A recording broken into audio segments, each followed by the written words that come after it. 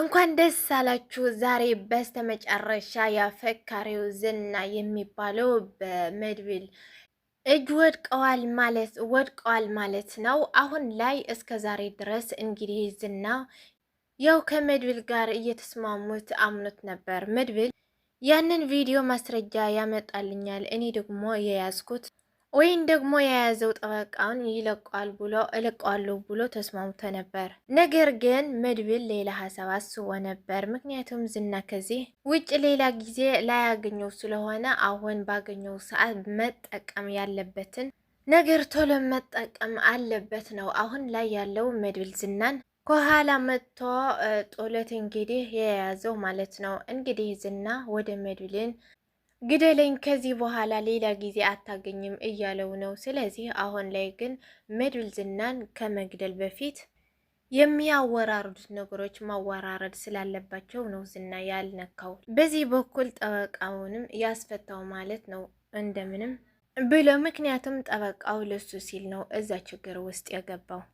ስለዚህ መድብል ላይ የሚፈልገው ነገር እስከሚያወራርድና እስከሚጨርስ ድረስ እንግዲህ ያው በመድብል ቁጥጥር ስር ዝና ሆኖ ይቀራል ማለት ነው። ስለዚህ መድብል በእኔ በኩል በጣም ጀግና ነው። ሁሉም ነገር አርቆ በማሰብና ኤደንን በዛ ሰዓት ልትወጣ ባለችበት ሰዓት ልጇን እንድታገኝ በማድረጉ ጠበቃው ለሱ ብሎ ብዙ ችግሮችን ገብቶ አሁን ላይ ደግሞ መድብል ያንን ነገር በማሰብ ብቻዬን የሚለው ነገር ትቶ ከሞገስና ከብሩኬ ጋር አንድ ላይ ሆነ ነው ይህንን ነገር እድል ያደረገው ዝናን አሁን ላይ በእጁ ያስገባው። እንግዲህ እንደሚታወቀው ዝና ከማህሌት አጠገብ ተይዘዋል። አሁን ግን መድብል የተደወለለት ስልክ ማን ነው? በካሌብ ነው የሚለው ማለት ነው። ካሌብ ለመድብል ደውለው እንግዲህ ሊያስፈራራው ነው ማለት ነው። ምክንያቱም ዝናን ስለያዙበት ምክንያቱም ቀኝ እጁ ስለያዙበት ማለት ነው። ምክንያቱም ዝናን እንደምናውቀው ከሱ ጋር ነው የሚሰራው ማለት ነው።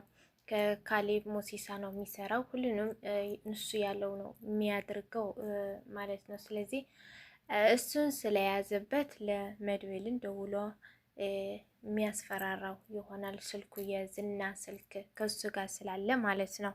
ነገር ግን ካሌብ ሞሲሳ ከመድብል ጋር መደራደርና መነጋገር አለባቸው ብዬ አስባለሁ። እናንተስ ምን ታስባላችሁ? በኮሜንት ላይ አስቀምጡ። ማህሌት በዝና ተላልፋ መስጠቷ ወይን ለመድብል አሳልፋ መስጠቱ በጣም ነው ያናደዳት። እንግዲህ ዝናን ሌላ ጊዜ የማትሰድበው ወይም ደግሞ የማትናገረው፣ ምክንያቱም በዛ ሰዓት ሁለቱም አንድ ናቸው፣ ሁለቱም ታስረዋል። ዝና በዛ ሰዓት ምንም እንደሚያመጣ ስለሚያውቅ እንዲያውም አሁን ላይ እኔም አትልቃቀኝ፣ ነገር ግን መድብልን ቀድመህ ግደለው ወይም ደግሞ የሆነ ነገር አድርገው እያለች ነው የምትገኘው። ይህንን ነገር የምትለው ማህሌት ምክንያቱ ማህሌት ለዝና ብላ ብዙ መረጃዎች እየሰጠችውና ብዙ ነገሮች ለሱ ብላ እንትን እያለችው እያለ ዝና የራሱ ቪዲዮ የተያዘበት ቪዲዮ ስላለ ማህሌትን አሳልፎ ለመድብል ሊሰጠው የተስማማው ማለት ነው። ስለዚህ ዝና ራሱ ወዳድ ስለሆነ ስለ ማህሌት ቅንጣት የሚያክል እንደማያስብ ወይም ደግሞ ከሷ ጋር እንደሚሰራ ያወቀችው ወይም ደግሞ ስለዚህ አሁን ላይ ዝና ጭራሽ ታስሮ እንኳን መድብልን ለማስፈራራት እየሞከረ ነው። ምክንያቱ አንዴ ብለቀቅ ወይም ደግሞ አንዴ ከዚህ በወጣ ምን ያክል ከባድ ሰው እንደሆን ግን ታቀኛለህ እያለ ለማስፈራራት ሞክረዋል። ነገር ግን ያው ይሄ የማስፈራራቱ ነገር መቼም ቢሆን ይሳካለታል ብዬ አላስብም። ነገር ግን ዝና በመድብል ተይዞ በሰንሰለት ተይዞ አሁን ላይ በቁጥጥር ስር እራሱ መዋሉ ምክንያቱም ለፖሊስ አሳልፎ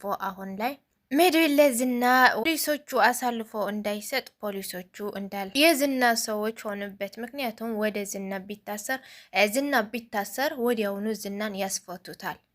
ስለዚህ ያለው አማራጭ መድብል ለፖሊስ አሳልፎ መስጠት ብቻ ሳይሆን ራሱ የፈለገውን ነገር ለዝናን በመጠየቅና የሚፈልገው ነገር ዝና እስኪናገር ድረስ አሁን እንዳደረገው ማገት ይሻላል ብዬ ነው ማስበው። እናንተስ ምን ትላላችሁ?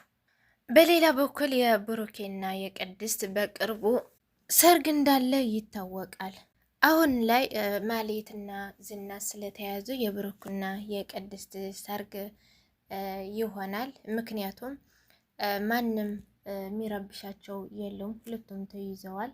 የፈጠነ ብሩክ ለቅድስት ቤተሰቦች ሽምግልና መላክ አለበት ብዬ ነው የማስበው። ከዚህ አጋጣሚ ውጪ ሌላ አጋጣሚ የሚያገኙበት ምክንያት አይነት ምንም የለም ብዬ ነው ማስበው።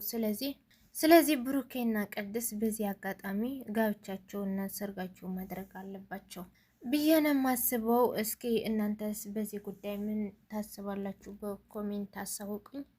በሌላ በኩል ደግሞ ጠበቃ ከመድብል ጎን በመቆም እንግዲህ የሞገስንና የሉላን ሀብት ንብረት ለመመለስ በሙሉ አሁንም ቢሆን ከጎናቸው እንደሚቆም ነው እየተናገረ ያለው። እንግዲህ ጠበቃው አሁን ላይ ለሉላን እግሯ ስር ወድቆ ይቅርታ ብሏታል። ምክንያቱም ምን አይነት እነሱ ጥሩ ሰው እንደነበሩና ዝና የሚባለው ሰው ግን ጥቅመኛና ከባድ ሰው እንደሆነ ራሱ ጠበቃው ደግሞ ከዚህ በፊት ከባድ የሆነ የሳይኮሎጂ ነገር እንደሚያስፈልገው ግልጽ ነበር። ምክንያቱም ቤተሰቦች ልጆቹ እያሉት ያንን መጥፎ ነገር ማሰቡና ያንን መጥፎ ነገር መወሰን ለራሱ ትክክለኛ አቋም ላይ በዛ ሰዓት ወይም ደግሞ ትክክለኛ ቦታ ላይ እንዳልነበረ ነው አሁን ያወቀው።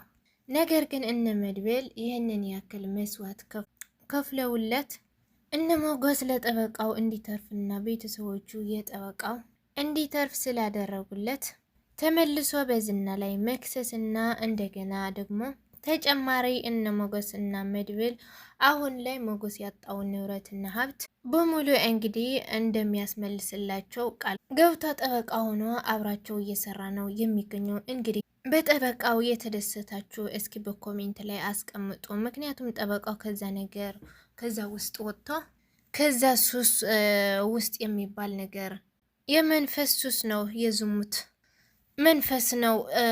ከዛ ነገር ወጥቶ አሁን ላይ ከቤተሰቦቹ ጋር ተስማምቶ እንደገና ደግሞ የነ ሞገስን ሀብትንና ንብረትን ለማስመለስ ከጎናቸው መቆሙ በጣም የሚያስደስት ነገር ነው ብዬ ነው የሚያስበው በጠበቃው። እስቲ ሁላችሁም ደስ ያላችሁ ሀሳባችሁ፣ አስተያየታችሁ ኮሜንት ላይ ማስቀመጣችሁ እንዳትረሱ። በሌላ በኩል ደግሞ ዳጣ እንግዲህ እህልኳን ዝና ላይ ተዋጥታለች ማለት ነው። አሁን ላይ ዝና በተያዘበት ሰዓት እንግዲህ በዛ በብረት በመመታት ያለባት ህልህና እንደዛ እንደምትፈራው እንደገና ደግሞ ከዚህ በፊት ዝና ሙድ ስለያዘባት ያንን እየካካሰች ነው የምትገኘው ማለት ነው። አሁን ላይ እንዲህ እየፈራች እንግዲህ ዳጣ እንደዚህ ከመታችሁ ነገ ደግሞ ከተፈታ በኋላ ዳጣን ቢያገኛት አስቡት እንዴት ምን እንደሚያረጋት ማለት ነው። ከዚህ በፊትም እንደዚህ ከነሱ ሆና ስታንቋሽሸው ነበረች ማለት ነው። ከወጣ በኋላ ደግሞ ምን እንደ አረጋት አይተናል ሁላችንም ማለት ነው። ነገር ግን ብታርፍ ይሻላታል። እኔ ዳጣን እፈራላታለሁ። ነገ ገና አሁን ላይ ተይዘዋል ብላ ነው እንደዚህ የምታረገው። ዝና ከተፈታ በኋላ ምን እንደሚፈጠር አስባችሁታል? ስለዚህ ብታርፍ ይሻላታል እላለው እኔ በዚህ በኩል። ምክንያቱም ከወጣ በጣም ያሳቃያታል ማለት ነው። እናንተስ ምን ትላላችሁ? ለዛሬ ይሄንን ይመስል ነበር። ለቻናሌ አዲስ የሆናችሁ ሰብስክራይብ፣ ላይክ በማድረግ ቤተሰብ ሆኖ እንዲህም ሀሳባችሁ አስተያየታችሁ በኮሜንት ላይ አስቀምጡ። በቀጣይ እስከምንገናኝ ቸር ቆዩልኝ። እወዳችኋለሁ። ባይ ባይ።